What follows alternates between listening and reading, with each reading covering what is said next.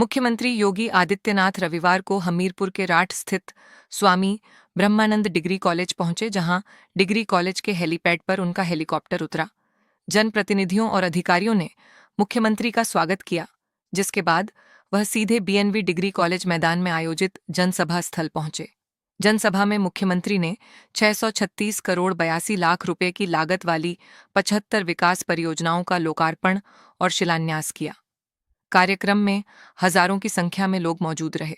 जनसभा से पहले डॉक्यूमेंट्री के माध्यम से विकास परियोजनाओं की रूपरेखा भी जनता के सामने प्रस्तुत की गई।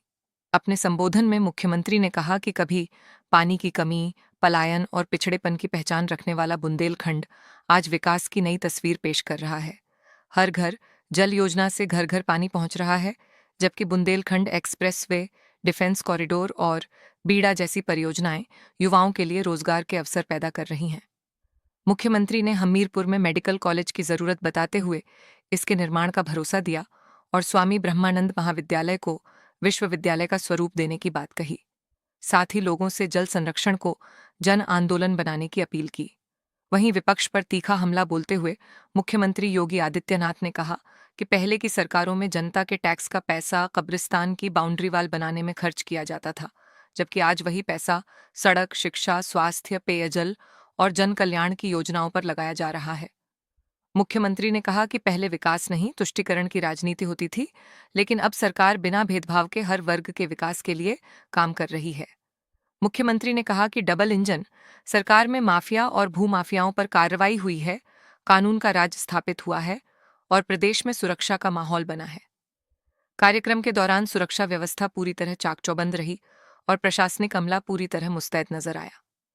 ब्यूरो रिपोर्ट, समाचार तंत्र टीवी। बन रही है, सिंचाई की योजनाएं बन रही है, पेयजल की योजना बन रही है, कनेक्टिविटी की योजनाएं बन रही है। नए एयरक्राफ्ट आने के बाद जब चित्रकूट से ही वायु सेवा प्रारंभ हो जाएगी, बुंदेलखंड में बेहतरीन एयर कनेक्टिविटी भी दिखाई देगी। नई ट्रेन की सुविधाएं नए भारत में, वंदे भारत के रूप में, अमृत भारत के रूप में, नमो भारत के रूप में देखने को मिल रही है। और बहनों और भाइयों, रात के लिए हम ही लोगों ने बस स्टैंड स्वीकृत किया था। तेजी के साथ उस कार्य को आगे बढ़ाने के लिए मैं परिवहन विभाग से कहूंगा कि तेजी के साथ उसका निर्माण करो। मैंने तो यहाँ पे पूज्य स्वामी ब्रह्मानंद जी की स्मृति में मैंने महाविद्यालय प्रबंध समिति से कहा था कि भाई देखो, हमें जो प्रस्ताव दे देगा मैं वहां विश्वविद्यालय बना दूंगा। देखो, शाहजहांपुर ने अपना विश्वविद्यालय का प्रस्ताव दिया। मैंने शाहजहांपुर में स्वामी सुखदेवानंद राज्य विश्वविद्यालय का निर्माण कर दिया। इस सत्र में वहां प्रवेश प्रारंभ हो गए। भदोही ने प्रस्ताव दिया, भवन और पूरी प्रॉपर्टी के साथ। इस सत्र में भदोही में काशी नरेश विश्वविद्यालय का शुभारंभ हो गया।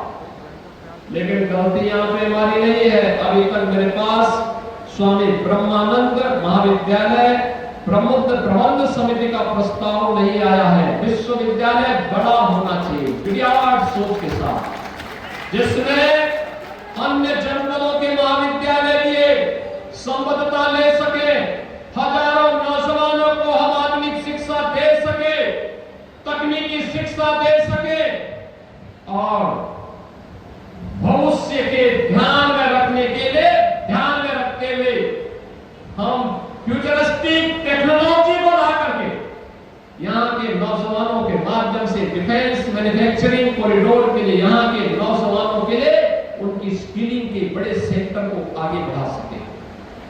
बहनों और भाइयों, मैं तो आज भी कहता हूं, प्रस्ताव जो भी देगा हम विश्वविद्यालय बना देंगे, कोई समस्या नहीं। राज्य सरकार सहयोग करने को तैयार है। लेकिन याद रखना, विश्वविद्यालय एक विराट सोच का प्रतीक होता है। उस विराट सोच के अनुसार प्रस्ताव देंगे, तत्काल कार्रवाई होगी, उसके एक्ट बनाने पड़ते हैं, प्रक्रिया में समय लगता है और जितना समयबद्ध तरीके से आप आगे बढ़ाएंगे, हम उन चीजों को तेजी के साथ जमीनी धरातल पर उतारने का काम भी कर देंगे। हाँ, मेरा मानना है हमीरपुर में मेडिकल कॉलेज का भी निर्माण होना चाहिए। हमीरपुर के नौजवानों को मेडिकल की पढ़ाई करने का अधिकार होना चाहिए। हम लोगों ने इसके लिए कहा है यहां पर तेजी के साथ उसके विकास के कार्यक्रम को आगे बढ़ाने की आवश्यकता है। बहनों और भाइयों, ये प्रक्रिया इसलिए जिससे बुंदेलखंड भी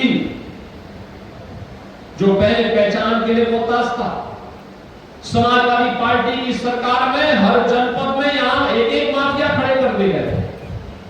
ये माफिया गरीबों की जमीनों पर कब्जा करते थे, अवैध खनन करते थे, व्यापारी और बेटी दोनों के संकट खड़ा करते थे, पुलिस पर हमला करते थे, छवि खराब होती थी बुंदेलखंड की, छवि खराब होती थी हमीरपुर की। लेकिन आज मैं कह सकता हूं डबल इंजन की सरकार है, माफिया के लिए कोई जगह नहीं है। माफिया और मेरा आप सबसे अपील होगा, जल की एक एक बूंद को बचाना। हर घर नल योजना का मतलब नहीं कि टोटी खुली है तो खुली ही रह जाए।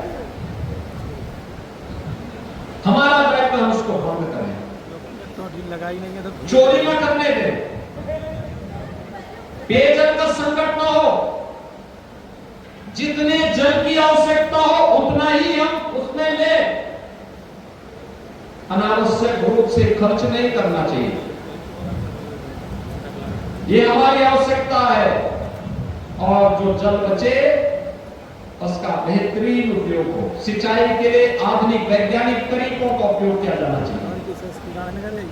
आप करेंगे, वर्तमान भी और भविष्य भी अच्छा होगा, सुंदर होगा। और यह हम सबके लिए आवश्यक है। अधिक से अधिक वृक्षारोपण का करना। जिन क्षेत्रों में माइनिंग हुई है उन्हें फिर से वृक्षारोपण के साथ जोड़ करके बेहतरीन भविष्य की ओर अग्रसर करना। अधिक से अधिक वृक्षारोपण के कार्यक्रम के साथ जुड़ना। एक जल अभियान बनना चाहिए। यह जल अभियान बुंदेलखंड को एक नई पहचान दिलाता है। बहनों और भाइयों, उस अभियान के साथ जोड़ने के लिए पिछली सरकारों ने आपका जो शोषण किया था, पहचान का संकट खड़ा किया था, आज डबल इंजन सरकार में मोदी जी के नेतृत्व में हम सब उससे उबर चुके हैं। अब बुंदेलखंड देश की आवश्यकताओं की पूर्ति कर रहा है। याद करिए, भारत के सबसे बड़े औद्योगिक सिटी के रूप में बीडा का निर्माण भी हम इसी बुंदेलखंड में कर रहे हैं, बुंदेलखंड के झांसी के पास। यहां पर अभी से प्रस्ताव आने प्रारंभ हो गए हैं। बुंदेलखंड के नौजवानों को प्लान नौकरी के लिए कहीं प्लान नहीं करना पड़ेगा। और यद्यपि पिछले 9 वर्ष के अंदर तमाम कंपनियां यहां पर आई, हिंदुस्तान यूनिलीवर आया, जेके सीमेंट, लिंचिन इस्पात, एनटीपीसी सोलर प्लांट, गेल इंडिया का फ्लोटिंग सोलर जैसे तमाम परियोजनाएं ये हमीरपुर के लिए और बुंदेलखंड के लिए स्वीकृत हुई है। नए उद्योग आए हैं, उन औद्योगिक संभावनाओं को और मजबूती के साथ आगे बढ़ाने के लिए